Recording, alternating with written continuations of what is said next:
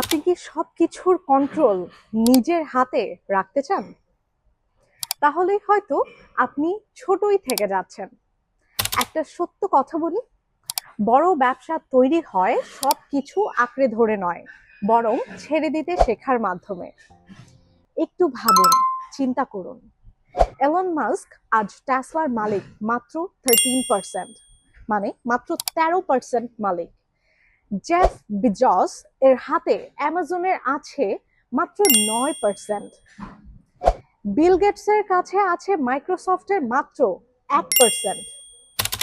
তারা কি বোকা ছিলেন? না, অবশ্যই না। তারা বুঝেছিলেন একটা জিনিস, কন্ট্রোল নয়, স্কেলই আসল শক্তি। সব নিজের কাছে রাখতে চাইলে বিজনেস আপনার সাথেই আটকে থাকবে। কিন্তু যখন আপনি পার্টনার নেন, টিমকে ক্ষমতা দেন আর আইডিয়াকে জায়গা দেন, তখন আপনার ভিশন একজন মানুষ থেকে একটা সিস্টেমে রূপ নেয়। আসল শিক্ষা কি তাহলে?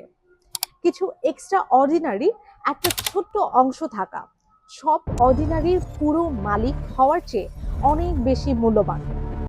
আজ নিজেকে একটা প্রশ্ন করুন, আপনি কি সব কিছুর মালিক হতে চান, নাকি একটা বড় কিছুর অংশ হতে চান? কমেন্টে লিখুন কন্ট্রোল অথবা স্কেল। আর বাস্তব বিজনেস মাইন্ডসেট পেতে হলে ফলো বা সাবস্ক্রাইব করে আমাদের বিজয়ের কণ্ঠের পাশেই থাকুন।